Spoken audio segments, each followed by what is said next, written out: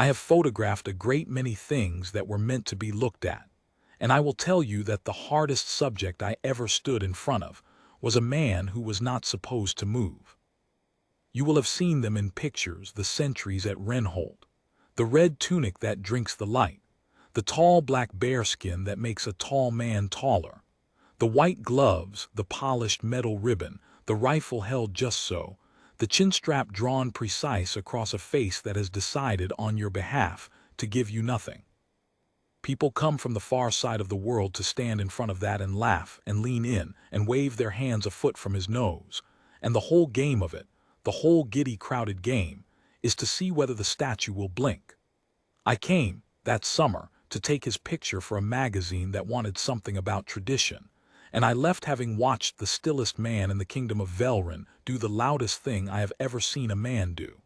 I have never told it properly.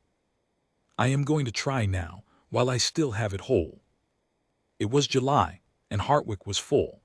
The capital takes a particular kind of light in July, a high white midday glare that bounces off the pale stone of the palace front and makes everyone squint, and lifts the heat up off the cobble so that by noon the forecourt of the south gate shimmers a little at the edges. The changing of the guard at the south gate is not the grand one. The grand ceremony is at the main front, with the band and the horses and the visiting buses, and that is where most of the crowd goes. The south gate is the working gate, the quieter face of Renhold, where the sentries stand their 2-hour reliefs through the day with far less spectacle, and where, for that reason, I had chosen to set up. I wanted the man, not the pageant. I wanted a face that gave nothing, in light that gave everything, and I wanted time to wait for it. So I will set the scene as I had it.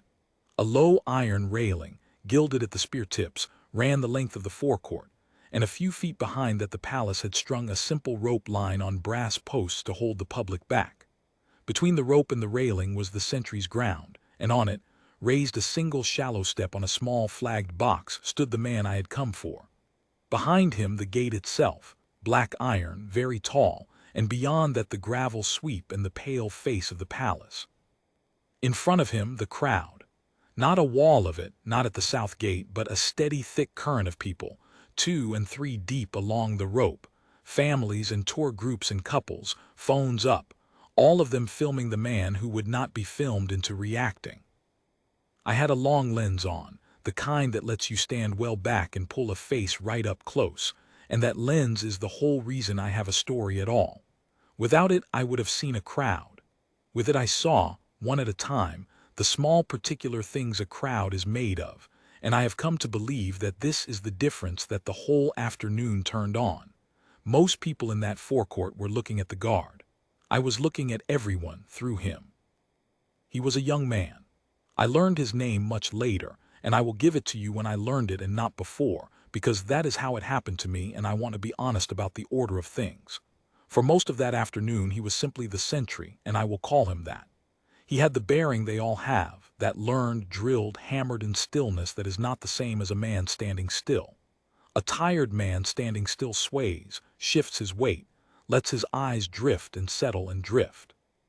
This was nothing like that. He had set himself down into the stone of the box and become part of it, and the only thing that lived on him was the very small movement of his breathing under the wool, and the eyes. I want to be careful about the eyes because everything I am about to tell you depends on them, and because at the time I would not have been able to say what I am about to say. He looked to the crowd straight ahead, eyes front, statue's eyes fixed on the middle distance on nothing. That is the discipline, that is the whole bargain of the uniform, that you give the public a face that does not see them. But I had him pulled up close in the glass, closer than any person at the rope was standing to him, and through the glass I could see the thing the crowd could not. His eyes were not fixed. They were working. Very slightly, very slowly, with no movement of the head at all, they swept. Left along the rope, a fraction at a time, and back. Not the bored saccade of a man whose attention has gone wandering. Something patient and even and complete, like a lighthouse that has been turned down so low you would swear it was off, and is not. He was reading the line. He was reading every face on it in order all the time, and giving every single one of those faces the same flat blank stare in return, so that not one of them could have told you they were being read. I remember thinking, the way you think an idol thought through a lens, well, that is a man who is good at being bored. I had it entirely wrong, and I am ashamed of how long I kept it wrong, but that was my first read of him. A man with the small private trick of staying awake on a dull post. I took my pictures. I got the bearskin against the white glare, the brass against the red, the gloved hand on the rifle. I got a child reaching up to wave at him while his mother laughed and the guard gave the child the same nothing he gave the world. I got a young man in sunglasses leaning right into the sentry's face, doing the thing they all do, miming a yawn and getting nothing for it, and turning away grinning to his friends.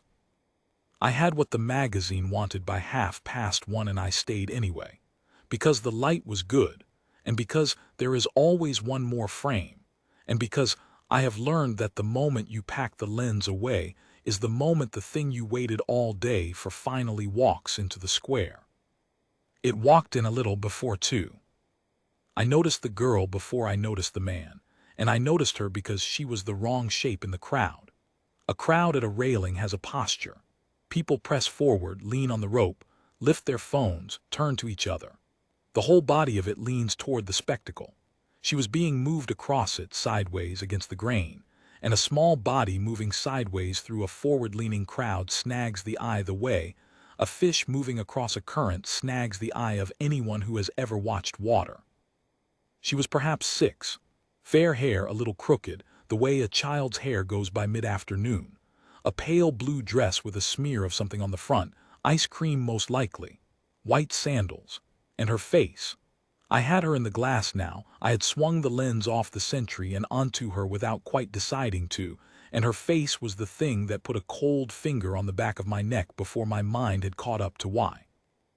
It was not a crying face. That is the thing I keep coming back to.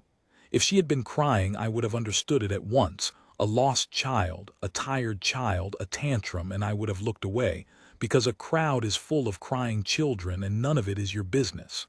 She was not crying. Her face was doing something far worse and far quieter than crying. It was being careful.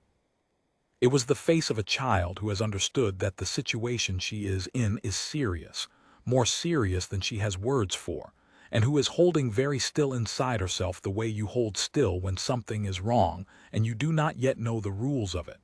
Her eyes were too wide and too dry. Her mouth was a small closed line, and she was being led by the hand. Then I saw the hand, and then I saw the man. He had her by the wrist, not the hand.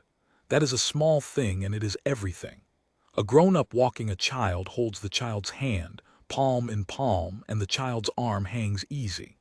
This man had her by the wrist, his fingers right round it, and her little arm was held up and out at an angle that was not easy, that no child walks in by choice, and he was using that grip to steer her, the way you steer a thing rather than walk with a person. He was unremarkable in every other way, which I have since learned is the most remarkable thing of all. A gray jacket, too warm for July. A plain cap. An ordinary face, neither old nor young, the kind of face that slides off the memory, and I will not pretend to you that I can describe it now because I cannot, and the not being able is, I think, the point of a face like that. He was moving her along the back edge of the crowd, toward the western corner of the forecourt where the rope line ended, and a side lane ran off between the railing and a row of plane trees, away from the gate, away from the thick of the people, toward the quiet. I did a thing then that I am not proud of, and that I think most people would do, which is that I doubted myself out of acting. I told myself a story to make the cold finger go away. Father in a hurry, uncle who is bad with children. She's tired and being difficult and he's had enough. The mother is 3 steps behind and I just can't see her. We are very good, all of us, at telling ourselves the story that lets us keep doing nothing. And I told myself all of them at once, and I kept the lens on her, and I did nothing. And I am telling you that part plainly because the man who did do something is the whole point of this, and I would be a liar if I dressed myself up beside him. And it was while I was busy not acting that the girl looked at the guard. She had been looking at her own feet, mostly, the careful downward look of a child trying not to be noticed by the thing that is frightening her. But as the man steered her along the back of the crowd, they passed, for a few yards, almost directly behind the sentry's box, perhaps 20 feet back from it, through a gap where the rope line dipped. And in those few yards the girl lifted her head, and she looked at the sentry, and she looked at him the way a drowning person looks at the shore. I had both of them in my frame for a moment, by pure accident of where I was standing, the small girl and the tall red statue behind her, and I pressed the shutter without thinking, and I still have that frame. And in it, her face is turned up and the careful is cracking off it, and underneath the careful is the pure undiluted thing, the asking. And then she made the signal. I did not understand it at the time. I want to be clear about that. At the time I saw a child do a small fidgety thing with her free hand and I thought nothing of it, the way you think nothing of a child's hands, which are always doing small fidgety things. She brought her free hand up flat against her chest, palm in, fingers spread, and held it there a beat, and then she closed it slowly into a fist and tucked the thumb inside the fingers and held the fist, palm to chest. Then the fist with the thumb tucked. She did it twice. The man had her other wrist and was looking ahead, picking his line through the crowd, and he did not see it because it was not for him and it was below his eyeline, and a man steering a thing does not watch the thing's other hand. The crowd did not see it because the crowd was a wall of backs, every face turned the other way, toward the gate, toward the show. 2,000 people in that forecourt, give or take, and a child made the loudest thing a child can make, a soundless scream with her hand, and it passed through all of them and touched not one. It went through the crowd the way light is supposed to go through your hand if the light is fine enough, the way I once read that there are particles streaming through every one of us, through the whole solid earth, all the time, never touching anything because almost nothing is fine enough to catch them. Her signal was like that. It went through 2,000 people and through me, and I had it in my own lens and let it pass, and there was exactly one instrument in that forecourt fine enough to catch it. I know the moment he caught it because I happened, by the luck that has haunted me ever since, to swing the lens back to him. I cannot tell you why I swung it back. Some animal part of me had not bought my own comfortable stories and wanted another look at the man in the gray jacket, and to get there my lens crossed the sentry, and I let it rest on him for half a second on the way past, and in that half second I saw the stillness change. Now I have to ask you to believe something that sounds like nothing. He did not move, I mean that precisely. If you had been at the rope a foot from him, you would have sworn on your life that the statue had not so much as breathed differently. The bearskin did not turn, the shoulders did not turn, the rifle stayed exactly so. The face gave the world the same flat nothing it had given the world all afternoon. And yet, through the glass, closer than any human stood to him, I saw the eyes stop. That slow, even sweep, the lighthouse turned down low, the patient reading of the line, left and back, all afternoon, like a man's pulse, like breathing, it stopped. The eyes fixed. They had found something and they had locked onto it, and they were not sweeping anymore, they were holding. And a man whose eyes have been moving in a slow, even rhythm for 2 hours and then go suddenly, perfectly still, is a man who has seen a thing. I have since thought that it is the single most frightening change I have ever caught in a human face, precisely because it was not in the face at all. It was 1/100th of an inch of stillness in eyes that were already supposed to be still. It was the sound a room makes when a machine you didn't know was running switches off. He had caught it. The fine instrument had caught the fine particle.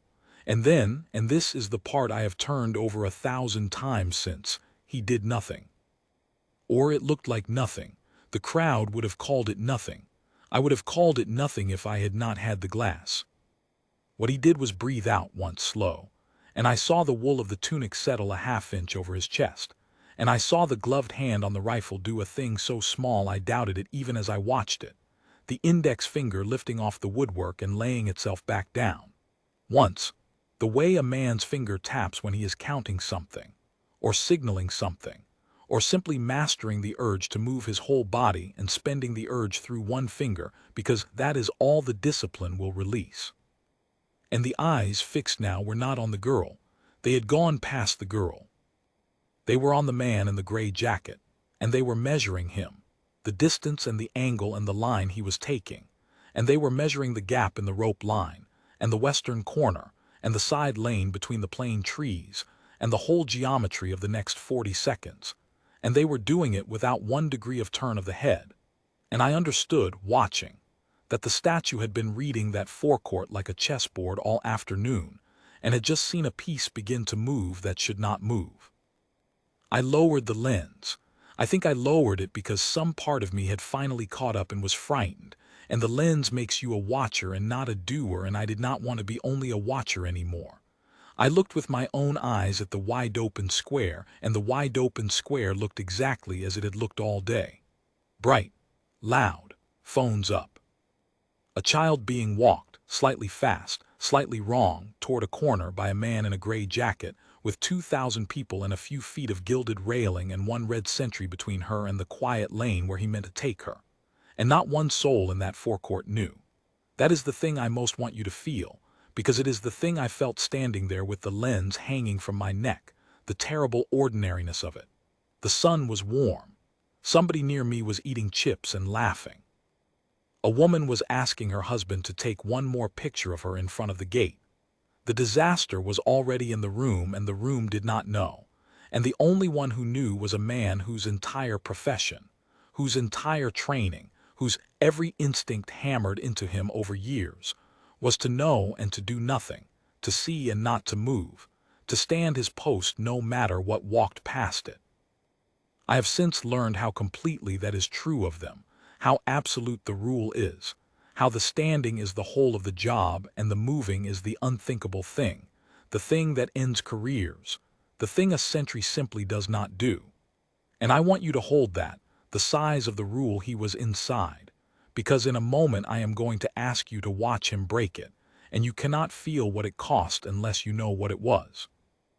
I have wondered since what I would have seen if I had not had the lens, if I had been an ordinary man in that crowd. I think I would have seen nothing. I think the whole thing would have washed over me. And I have wondered, too, what the guard had been doing all afternoon that let him be ready, because a man does not catch a 6-year-old's hand signal in a crowd of 2,000 by luck. Luck does not do that.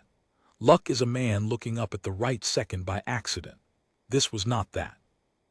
This was a man who had been watching for it, who had been watching for some version of it all day, every day, for as long as he had stood that post, sweeping the line, reading the faces, holding in his trained and patient head the one thing the public never imagines a statue is doing, which is caring whether they are all right. I would learn later a little of why. For now I only knew that he had seen and that he had not moved and that the not moving was about to end. Here is what I think was happening behind the face, in those seconds, and I say think because no man can truly know another's mind. And because when I finally spoke to him, much later, he told me almost nothing about it in the way of his kind. But I have stood in enough rooms with enough men who carry that stillness to make a fair guess, and I will give it to you as a guess. He could not shout. A sentry does not shout into a crowd, and a shout would have done nothing but startle 2,000 people into milling chaos and give the man in the gray jacket exactly the confusion he would need to vanish into the lane with the girl. He could not chase, not yet, not from where he stood, because the moment he came off the box every eye in the forecourt would lock onto him, and the man would know instantly that he was made, and would move faster than a child's legs could be made to move. And a man who is willing to take a child is a man who will let go of her and run, or worse, hold on and run. And the guard knew all of that the way a chess player knows the next 4 moves in his body without words. What he needed was the one thing his whole training had taught him to summon. The right action, at the right instant, no sooner, no later, and not 1 degree more force than the thing required. He needed to put his own body, the most watched and least expected body in the forecourt, between that man and that corner, in such a way, and at such a moment that the man could not get past it and could not run from it. And he needed the help that was already on its way to arrive in the seconds the standing would buy.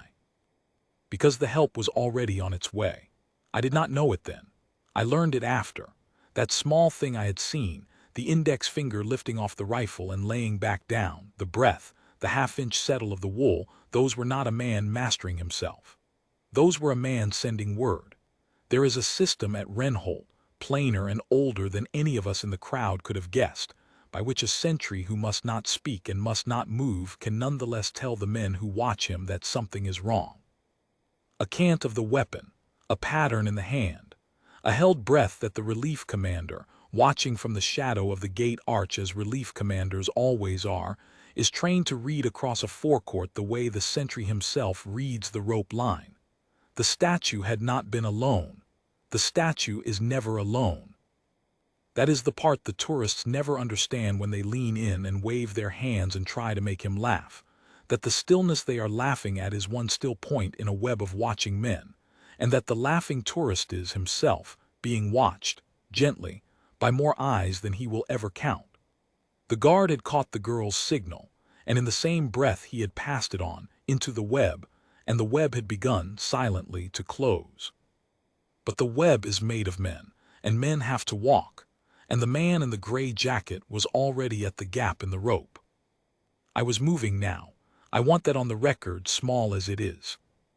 I had pushed off from where I stood and was working my way along the back of the crowd, toward the western corner, not knowing what I would do when I got there, knowing only that I could not keep standing still with that lens around my neck, and I was clumsy and slow because a crowd does not part for a frightened photographer, and people turned and tutted as I shoved past them, and I lost sight of the girl and found her and lost her, and the whole world had gone narrow and loud and slow at once.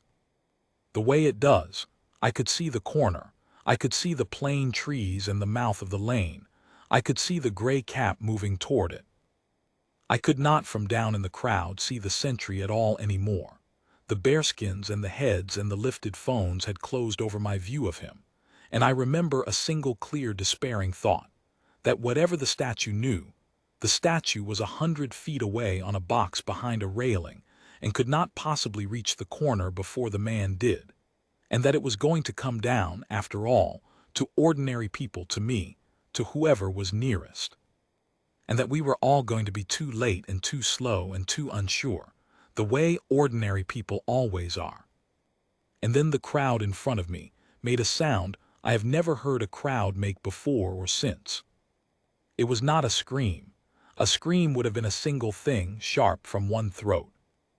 This was 1,000 throats making the same small involuntary noise at once, a kind of indrawn, falling O.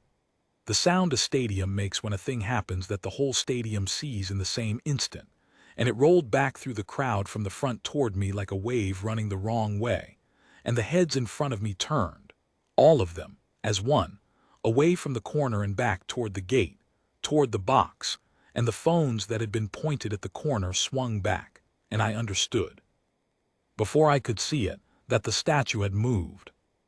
He had come off the box. I have spoken since to a dozen people who were nearer than I was, who saw the whole of it, and they all say the same thing in different words, and the words they reach for are always the words of a thing that should not be possible. He stepped down off the box. He turned. And then the sentry of the south gate, the man who had stood through 2 hours of waving hands and mimed yawns, and a young fool in sunglasses leaning into his face, the man whose entire sworn discipline was never under any provocation to leave his post, came down off his ground and through the gap in the rope, and into the crowd at a pace that was not a run, and was not a walk, but was the most purposeful movement any of them had ever seen a human being make, the rifle brought across his body, the bearskin cutting through the heads like the prow of a ship, and the crowd, which had spent all afternoon trying to make him react, fell back from him in pure animal awe and opened a path before him, as though the ground itself were getting out of his way. I got my view back as the heads parted, and I will keep that view until I die. The man in the gray jacket had reached the mouth of the lane.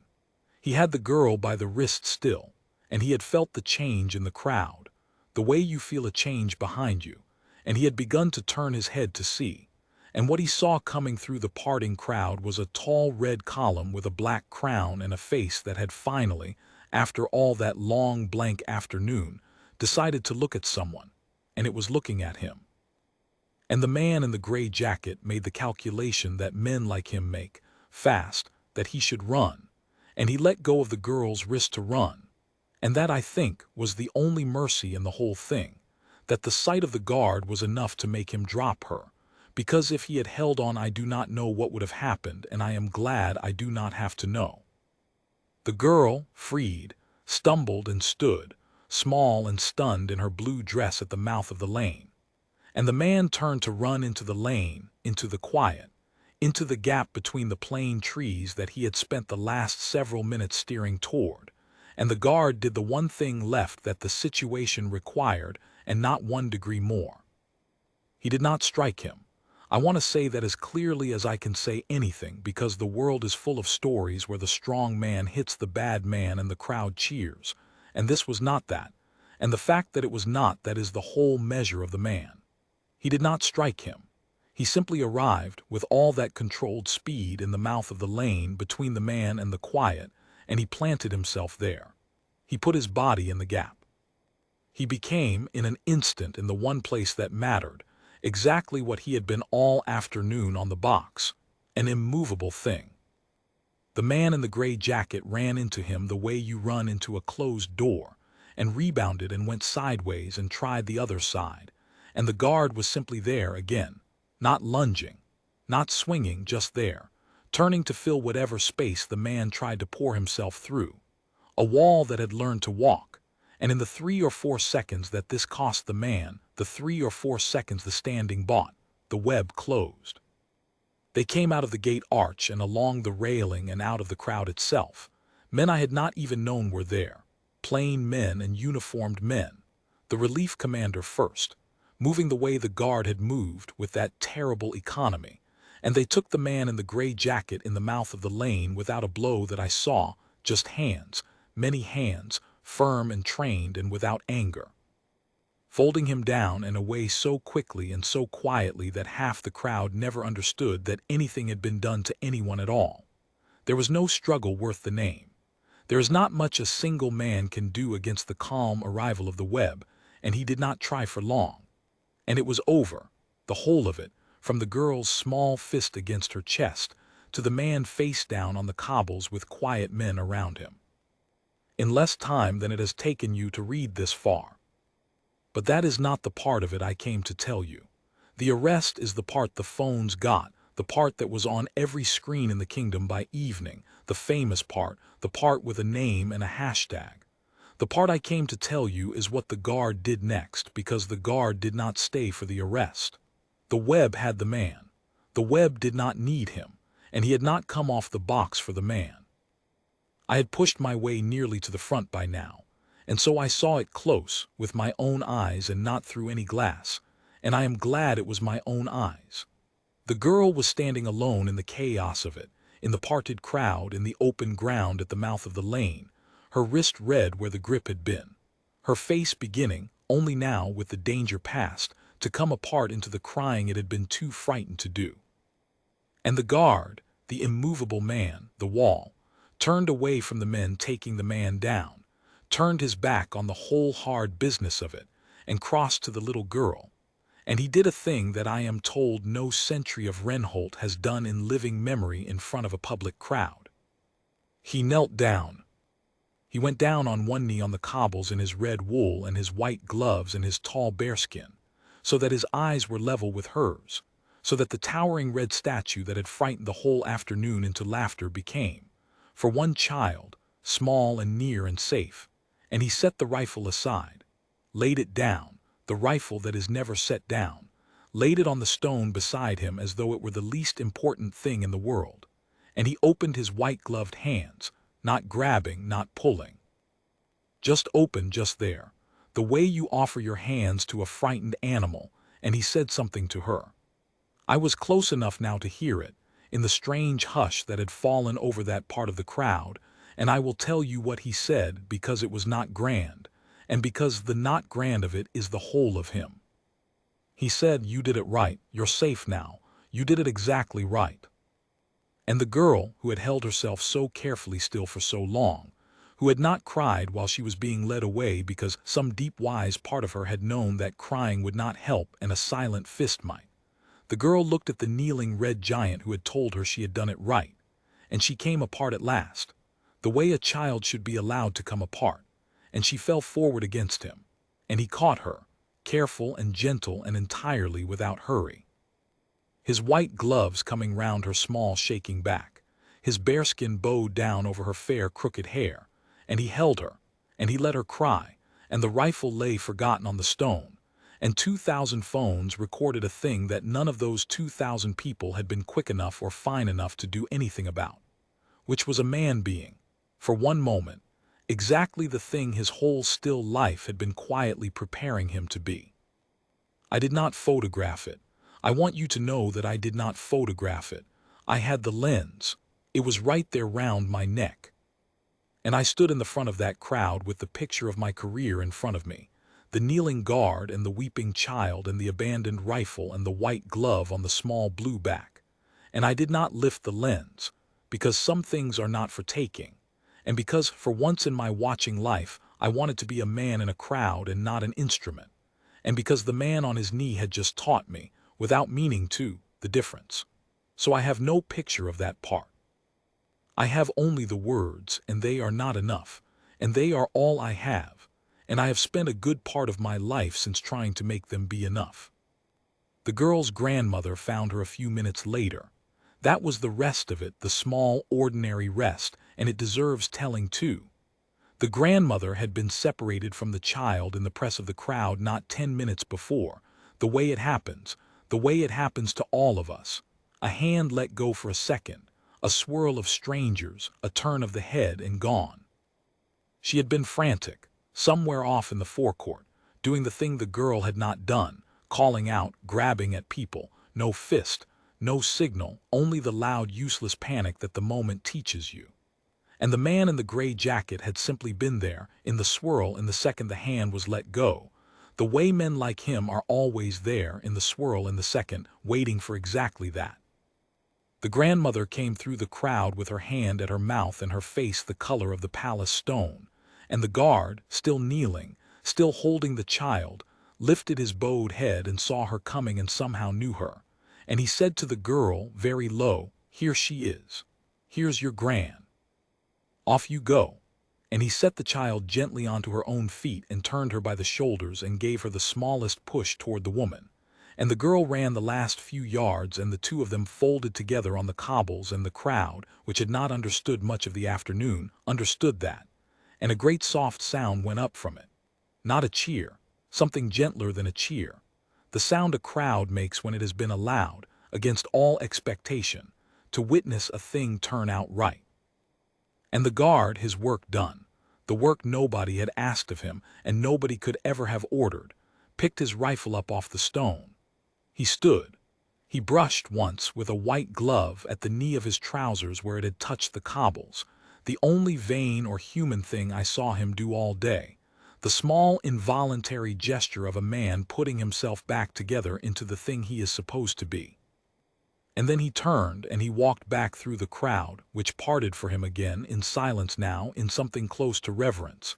And he stepped through the gap in the rope, and he stepped up onto his box, and he settled his weight down into the stone of it, and he brought the rifle to its place, and he set his eyes front on the middle distance on nothing, and he became once more the statue.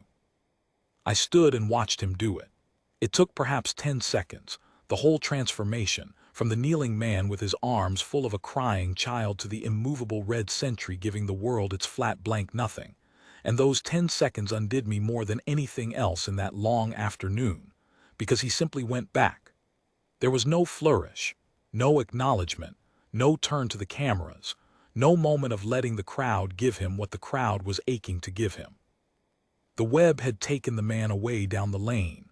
The grandmother had taken the child away into the crowd, and the guard had a post, and his relief was not for another hour, and so he stood it. He stood his post. The most extraordinary thing I have ever seen a man do, and the man who did it folded it away inside the most ordinary thing a man can do, which is simply going back to work. And the crowd, slowly, not knowing quite what else to do, went back to taking his picture. And within a few minutes, a young woman was leaning over the rope, waving her hand a foot from his nose, trying to make the statue laugh. And the statue gave her nothing, and she turned away grinning. And she will never in her life know what she was standing in front of. I learned his name 2 months later, and I learned a little of the why, and then I am nearly done. I had gone back, the way you go back to a place where the world cracked open and let you see into it. I had written to the regiment, through the magazine, asking after the sentry of the South Gate on that July day, wanting, I told them, to thank him, which was true, and wanting, I did not tell them, to understand him, which was truer. It took a long while and a good deal of careful asking, because they are private men and the regiment is a private thing. But in the end I was allowed, on a gray autumn morning, to sit for half an hour in a plain room and speak with him, out of the red, in an ordinary dark coat, an ordinary young man with very steady eyes, and his name was Lance Corporal Samuel Reeve, and he was 26 years old, and he was nothing at all like a statue and everything like one. He did not want to talk about the afternoon. I had expected that. The famous, the proud, they talk, the men who have actually done something rarely do. He answered me in short plain sentences and gave the credit, every time, to the system, to his commander, to the men of the web, to the training, never to himself. And when I pressed him on the thing I most wanted to know, how he had seen it, how in the name of God he had caught one small child's hand among 2,000 strangers when not one other living soul in that forecourt had, he was quiet for a long moment, and then he told me the only personal thing he told me in the whole half hour. And he told it flatly, looking at the table. He said that when he was a boy his own little sister had been lost in a crowd. A summer fair, a press of people, his mother's hand let go for a second. He said she was found, an hour later, frightened but whole, an hour that he said had felt like a year, and that for that whole year-long hour he had stood in the middle of a crowd of strangers screaming her name, and not one of them had stopped, because not one of them had known, because a screaming boy at a fair is just noise, and a lost child looks like every other child, and the danger had been right there in the room, and the room had not known. He said he had thought about that hour a great deal. He said that when they had trained him to stand his post and give the world his eyes front and his face of nothing, he had made a private bargain with himself, that the nothing he gave the world would be only on the outside, that behind it he would never, on any post, on any day, let his eyes go lazy across a crowd, the way that crowd at the fair had let its eyes go lazy across him, that he would watch always for the one in the press who was not all right, because he had once been that one. And no one had been watching. He said the stillness made it easier, not harder. He said a man who is allowed to move and talk and look around is a man whose attention is always being spent on 100 small things, and a man who is forbidden all of that has nothing left to spend his attention on but the watching. And so the very rule that the tourists thought made him blind was the rule that made him the only one who could see. He said it was not a special gift. He said anyone who decided to could do it. I did not believe him about that, and I do not believe him now, but I have come to understand what he meant, and what he meant has changed how I stand in a crowd for the rest of my life. I asked him one more thing at the end, the thing I had carried for 2 months. I asked him whether it had been hard to come off the box, to break the post, to do the unthinkable thing. I thought he might tell me about the weight of the rule, the careers that end over far less, the absolute and ancient prohibition I had since learned surrounds the whole of his calling. He did none of that. He looked at me with those very steady eyes, and a small thing moved at the corner of his mouth that on another man would have been the beginning of a smile, and he said, "The post was never the box." I did not understand him at once, and he saw that I did not, and he gave me, as a gift I think, the longest sentence he spoke that whole morning. He said, "People think the post is the spot on the ground, the box, the bit of stone you're not allowed to leave. It isn't. The post is the people. The box is just where they put you to do it from. The day you can't see that anymore is the day you've stopped standing your post and started standing on a box. And then he stood, because his half hour was up and his time was not his own, and he shook my hand once firm, with a hand that I noticed was not gloved now and was just a young man's hand. And he thanked me for coming, as though I had done him the favor, and he left me alone in the plain gray room with the largest small thing anyone has ever said to me. I have photographed a great many things since that were meant to be looked at, and I have stood in front of a great many men who knew they were being watched and arranged themselves accordingly. But I have never again been fooled by stillness, and I think that is the whole of what Samuel Reeve gave me on that July afternoon, and confirmed for me on that gray autumn morning, the understanding that the man who appears to see nothing may be the only one in the room who sees everything, that the discipline we mistake for emptiness can be the deepest kind of attention there is, and that the most a man can do is sometimes not to act at all until the single instant when acting is the only thing left, and then to do exactly that and not 1 degree more, and then to kneel down to the size of a frightened child, and then to stand back up and go back and say nothing and stand his post. There are particles, I read once, so fine that they stream through all of us all the time, through the whole solid earth, and almost nothing in creation is sensitive enough to catch even one. A child's silent fist, raised against her own chest in a crowd of 2,000, is a thing like that. It went through all of us. It went through me, and I had it in my lens, and I let it pass.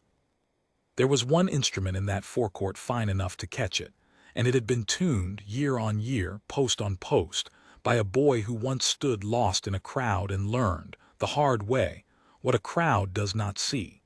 He was the only one watching. He had decided, long before that day, to be the only one watching.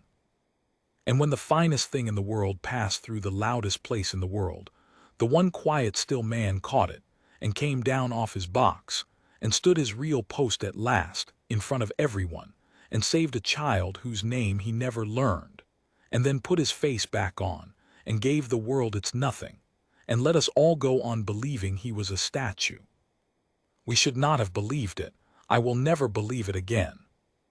The next time you stand in front of one of them, in front of that flawless red nothing, and you are tempted, as everyone is tempted, to lean in and wave your hand and try to make the statue blink, I would ask you to remember instead that you are being watched, gently, by the only man in the square who has nothing else to do but watch, and to be glad of it, and to hope, if the worst day of your life ever finds you in a crowd, that you are lucky enough to be standing in front of a man who decided long ago that the post was never the box,